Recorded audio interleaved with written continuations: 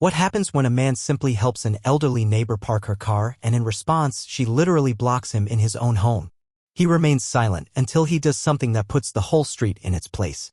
You won't believe how the story about principles, boundaries, and concrete ends. Let me tell you something about peace and quiet. It's a luxury most folks don't appreciate until it's gone. I had it for exactly 6 months. 6 good months of early mornings sipping hot coffee on my porch, listening to the wind slide through the pines like gospel while my daddy, God bless his silver head, read the same newspaper twice just because he liked how the paper crinkled. 6 months of healing. 6 months of doing what a man's supposed to do, take care of his blood, rebuild a life after burying too many pieces of it. Then she showed up. Karen. That woman rolled into our street like a storm with a HOA badge and a superiority complex the size of Texas. She moved in across from me, big house, big shades, and a little dog that barked like it was filing complaints on behalf of the neighborhood. The day I met her was the day I made the mistake of being decent. It started on a Wednesday. Sun was barely up, dew still clinging to the grass, and I was helping Miss Thelma Allen unload groceries from her rusted Honda. Miss Thelma's got knees that click louder than a metronome, bless her, and she'd just come back from the hospital. She's lived on this street longer than any of us, longer than Karen's been alive, probably, and I figured the least I could do was offer her my driveway for a day or two so she didn't have to walk up her steep hill. Wasn't 5 minutes before I heard it, that sharp clack of Karen's heels stomping across her porch like she owned the ground beneath it. Excuse me, she barked, holding her phone like a police badge. Is that your vehicle blocking the easement? I turned real slow because I already knew what was coming. I smiled, the kind of smile that says, "Ma'am, I am really trying to keep it together today." "No ma'am, it's not blocking anything. Miss Thelma here just needs to rest her legs a bit. She'll be gone by tomorrow." "That's not the point," Karen snapped, eyes hidden behind those bug-eyed sunglasses that make folks think they're more important than they are. "This is a residential community. We have standards. Appearances matter. Now let me pause and say this, I have never in my life seen a woman more invested in appearances who cared less about people. Her grass was fake. Her flowers were plastic. And her smile? Paper-thin and colder than a January funeral. I didn't raise my voice. I didn't curse. I just said what any decent man would say, "I'm just helping a neighbor. That's all." She folded her arms like I'd insulted her ancestors. "Well, if you can't follow guidelines, then maybe this neighborhood isn't the right place for you." I laughed. Couldn't help it. "This neighborhood is the right place," I said. "I built this house. Poured the concrete myself. My daddy and I cleared the land when there was nothing here but trees and raccoons. If anyone doesn't fit..." She gasped like I'd slapped her. Maybe it's the one trying to enforce rules that don't exist. That's when she pulled out the real card. "I'll be speaking to the HOA about this." I bit the inside of my cheek. Hard. Because here's the thing, we ain't got no HOA. This street opted out years ago. Too many retirees, too much peace. Folks around here value freedom, not paperwork. But Karen? She came from one of those gated communities where folks vote on what color your curtains can be, and she brought that energy with her like a cold. "Ma'am," I said, "there's no HOA." "There will be," she replied. "Mark my words." 2 days later, I woke up to the sound of metal clanking outside my window. Now, I'm a light sleeper. Comes from working construction for 20 years. You learn to wake up fast when a backhoe might be rolling toward your truck. But this was something else. I stepped out in my robe and slippers and there it was. A damn fence. Steel posts. Welded joints. Bolted panels right across my driveway. And who was supervising it like it was the final scene in a courtroom drama? You guessed it. Karen. With a latte in one hand and a clipboard in the other, acting like she was auditioning for a role on Neighborhood Enforcers, Retirement Edition. "What the hell is this?" I asked, not yelling yet, but my voice had enough bass to shake the leaves. "Oh, good morning," she chirped. "Just a little safety measure. I realized your driveway is partially within the disputed easement zone between our properties. So I'm taking precautionary action until legal matters are resolved." "What legal matters?" "Oh, didn't I mention?" She actually smiled. "I filed a claim. Property boundary irregularities. It's all in the works. You put a damn fence across my driveway, Language," she interrupted. "There are children in this neighborhood." I looked around. No children. Not even a stray cat. "This is my driveway, Karen." "For now," she said. "But until it's settled, I have every right to protect what may be mine." I felt something twist in my gut. Not rage yet, but something older. Heavier. That slow, burning ache when you realize someone's decided you don't belong and the system is just crooked enough to let them act on it. I called the county office. I called zoning. I even called a buddy of mine who used to work land disputes. And what they all said, every single one, was some version of, "That sounds messy. Might want to take it to court." Meanwhile, my father sat inside, watching all of it from the front window in silence. He hadn't said much since the surgery, but when I sat down beside him, he muttered one thing: "That woman got the devil in her shoes." He wasn't wrong. Miss Thelma brought over a peach cobbler the next day.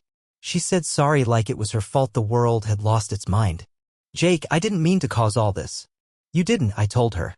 "You just needed a place to rest. That's what neighbors do." She looked at the metal fence like it was a wound. "This ain't right." "No," I agreed. "It ain't. But right don't always win. Not at first." I watched Karen stand by that fence each evening like she was waiting for a parade to pass. Arms crossed, sunglasses on, like some self-declared queen of the cul-de-sac. Every time I glanced her way, she'd smile like she'd just won the lottery. But this wasn't about winning. This was about control. About how some folks see kindness as weakness. And how far they'll go when no one tells them enough. And let me tell you something, I had enough. That thing she did next? It changed everything. You don't want to miss what came after because the real fight hadn't even started yet. I used to think fences were for keeping things out. Dogs, deer, nosy folks. But the fence outside my house? That wasn't about keeping anybody out. That was about keeping me in. I couldn't take Daddy to his therapy appointments anymore. Couldn't get deliveries. Couldn't even roll my own trash bins down the driveway without bumping into that iron monstrosity like I was living in some kind of gated punishment. And Karen? Oh, she loved every second of it.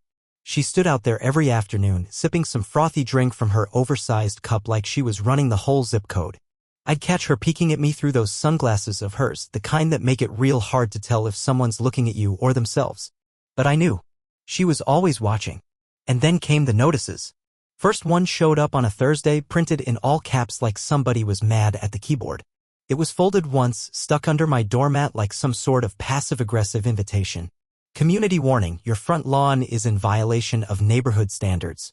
Standards? The only standard I'd violated was having too much real grass, apparently. Karen's lawn looked like something you'd find on a putting green, fake, shiny, and entirely too perfect. Mine had a few patches, sure. But it was green. It was alive. I watered it. Cut it with my own mower. That used to mean something. Next day, another note. Unapproved modification: your shed does not meet visual uniformity requirements. Now let me be clear, that shed has been standing there longer than Karen's moving truck's tire marks. My daddy and I built that thing together one summer when I had more ambition than tools and more time than money. We painted it blue, the same color as his old truck, the same color as the sky after a good rain. And now some plastic grass committee wanted to tell me it didn't look right? I didn't respond. I didn't shout. Not yet. But I did what any grown man would do when his peace is under siege. I sat on it. I watched. I started keeping notes. Times. Dates. Who came and went from her driveway. When that so-called contractor showed up in a truck with no logo and no license plates. When a second row of shrubs went up along the property line, not on her side, but mine. You ever watch a person move like they're playing chess against a ghost? That was Karen. She didn't just throw one punch. She plotted them. And every move she made came with a sugar-sweet smile and a bless-your-heart attitude like she was doing me a favor. But favors don't come with metal fences and boundary disputes. I tried talking to the county again. They said it was under review. I emailed the property office. No reply. I called the zoning board and a woman with a voice like a tired elevator told me I'd need to hire a lawyer if I wanted anything done. And you know how that goes, a few thousand for a consultation, another few thousand for filings, and maybe somebody would take a look at your case before the leaves started falling again. I ain't rich. I've got just enough for groceries, gas, and the occasional weekend barbecue, not courtroom battles over who owns an extra 2 feet of gravel. So I did what I could. I reached out to neighbors. Quiet ones. Folks who knew what it meant to mind their business but also knew wrong when they saw it. Miss Thelma signed a statement about the parking incident. Joe across the street told me he'd seen Karen arguing with a county assessor last year. Even old Mr. Ramon, who barely spoke above a whisper, handed me a photo he took on his flip phone of the fence going up at night. She knew she was out of line. That's why she did it when no one could stop her. But knowing it was wrong didn't fix my driveway. Didn't fix the fact that my father was now canceling appointments because I couldn't get the van out. It didn't fix the fact that I had to drag bags of groceries from the end of the block like I was back in college hauling laundry. Every time I looked at that fence, it felt like a joke, a very expensive, very personal joke, and I was the punchline. One morning, I stepped outside and noticed something new. A camera, mounted right on top of one of those fence posts like a one-eyed robot. It rotated slowly, tracking movement, watching, recording. And when I looked closer, I saw a tiny label on the side, property of Tally family, do not tamper. Now let me ask you this, who installs surveillance on someone else's land after blocking their driveway, after filing a fake HOA claim, after sending threatening letters and then thinks they're the victim? I stood there for a good 10 minutes, staring at that camera like it had something to say. I thought about throwing a tarp over it. I thought about calling the cops. I even thought about digging the whole fence out with my bare hands. Instead, I went inside, brewed myself some strong coffee, and made a list. Get property line survey. Talk to zoning again. Document every move she makes. Call Ray, see if he still does concrete work. Yeah, concrete. Because I had an idea. But I wasn't rushing into anything. You see, when people think you're boxed in, they get careless. They think the fence is enough to stop you. They forget that some of us were born in places where fences were meant to be climbed or kicked down. Later that week, I got a visit. Big man in a khaki uniform. Clipboard in hand. Real polite. Mr. Harper? That's me. I'm here about a report filed by a Ms. Karen Tally. She claims you've been violating visual code ordinances and obstructing emergency access with improperly parked vehicles. I blinked. My driveway is fenced off. She put it there. She stated it was for community safety. I had to laugh. I didn't want to, but it came out anyway, rough, sharp, like a cough made of sarcasm. She's the danger, I said. She's the one locking off driveways, installing cameras, sending anonymous letters like some bootleg Batman. And now you're here to find me. He hesitated. Just a second. Enough to know something in his gut didn't sit right. I'm just here to follow up, sir. No offense, I said, but it feels like every time I try to follow the rules, someone moves the goalposts. I understand. I almost believed him.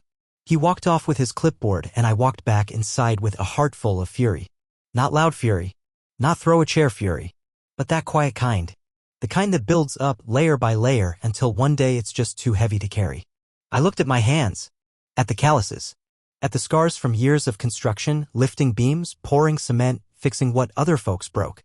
And I thought these hands weren't made to beg for justice. They were made to build it. So I did what any man would do in my shoes. I called Ray. This is it. The fuse is lit and something's about to explode. The moment you've been waiting for, it all starts right here. Stick around.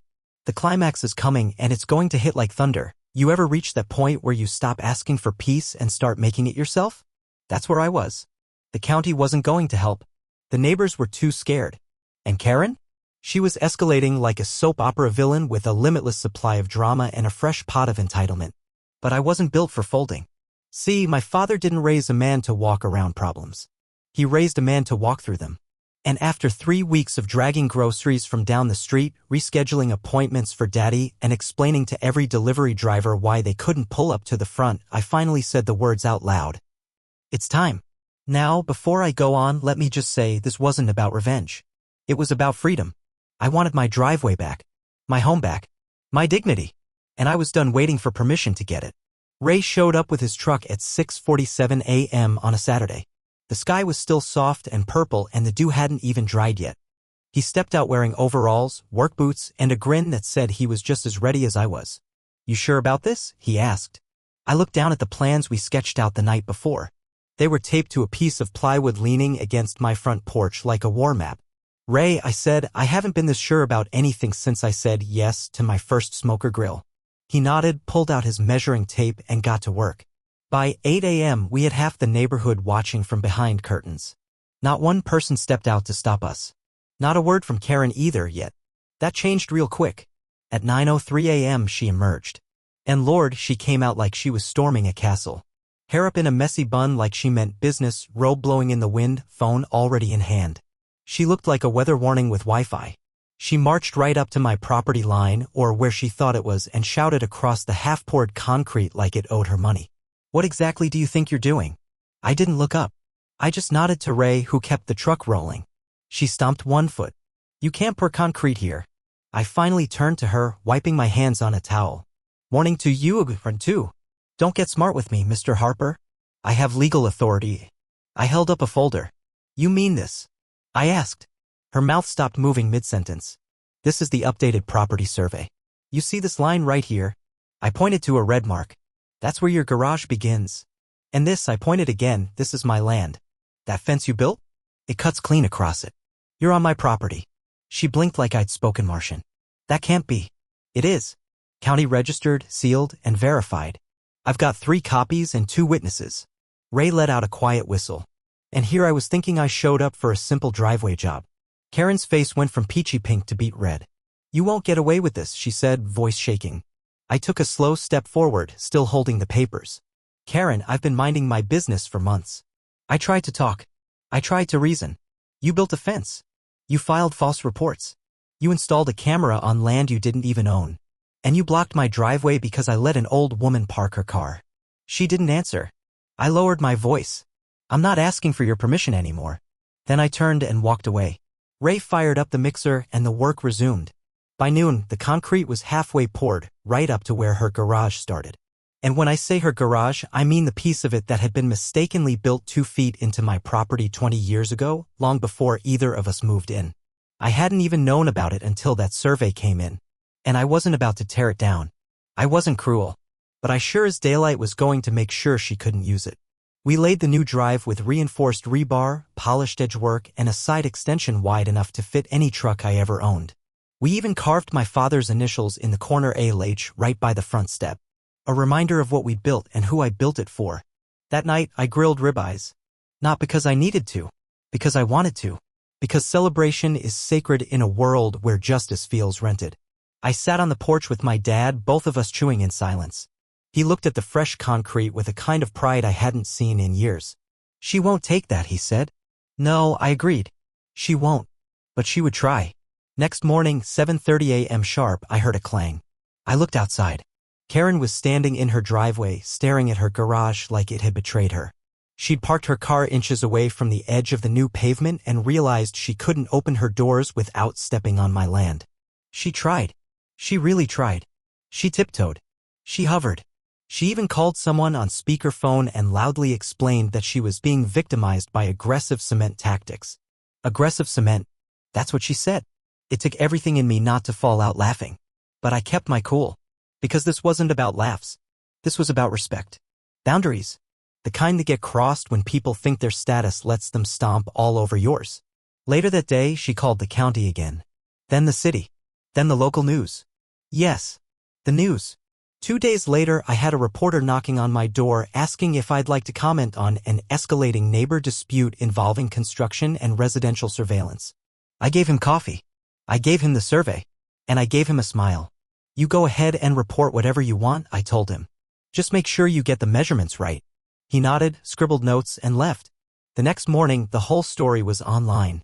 And let me tell you, nothing lights a fire under public sympathy like a homeowner just trying to take care of his elderly father getting barricaded out of his own driveway by a self-declared neighborhood queen. The comments section? Let's just say folks were not siding with Karen.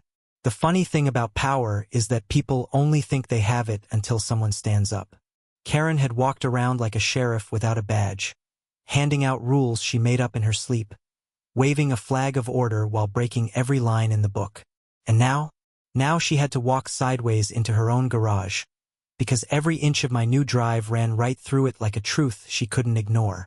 The mailbox got moved, the camera removed, and the fence? Ray took care of that with a polite letter and a county seal, followed by a truck and a few swings of a crowbar. Came down in less than an hour. Funny how fast fake power disappears when the real stuff shows up. But that wasn't the end. No, this battle wasn't just about property lines anymore. It was about principles. And just when I thought she might back down, she decided to play one final card. It's not over, not by a long shot. The last chapter will show you just how deep this went. If you thought things exploded before, wait till you see what happens when the truth hits daylight. You know, it's funny how folks act when they lose control. When you've built your entire little kingdom on fear and silence, and suddenly the silence breaks. That rattles a person. Karen had spent weeks treating this neighborhood like her own personal chessboard. She moved people like pawns, blocked folks off like it was her divine right, and told the rest of us to smile and clap while she played queen. And for a while, she got away with it. I let her get away with it. But see, people forget. There's only so long you can lean on false power before the real weight shows up. And when it does, cracks. And that crack finally came. Started small. After the story went public, I figured Karen might finally keep her head down. Maybe even roll that camera back inside and take a break from pretending to be the mayor of the mailbox. But no, she doubled down. Filed another complaint, this time to the state building department. Said my new concrete drive posed a potential hazard to her garage foundation. Never mind that it was her garage sitting crooked on my property. She even got a lawyer. Well, not a real one. A man named Steve in khakis with a Bluetooth headset who introduced himself as legal consultant. I don't trust anybody who uses the word consultant before I've had coffee. He dropped off a letter at my door, tried to use words like encroachment and civil penalty. I read the whole thing out loud to my father, who chuckled once and went back to watching his westerns. You think she's done? I asked him. He didn't blink. She's not built to quit. And he was right. The next weekend, I got home from running errands and found a sign in my yard. A big one. White and red letters. Condemned structure. Pending investigation. Now let me tell you, my knees almost gave out. For half a second, I thought they had condemned my home. The home I built with my hands. The home I took care of. The home where my father spent his golden years watching the birds and sipping iced tea. But no, the sign wasn't facing my house. It was facing hers, Karen's garage. And standing on the edge of my new concrete, clipboard in hand, was a woman in city uniform, talking to a man with a camera. I walked right up to them, slow and respectful. Because when something's finally going right, you don't jinx it with arrogance. Can I help you folks? The woman nodded. You must be Mr. Harper? Yes, ma'am.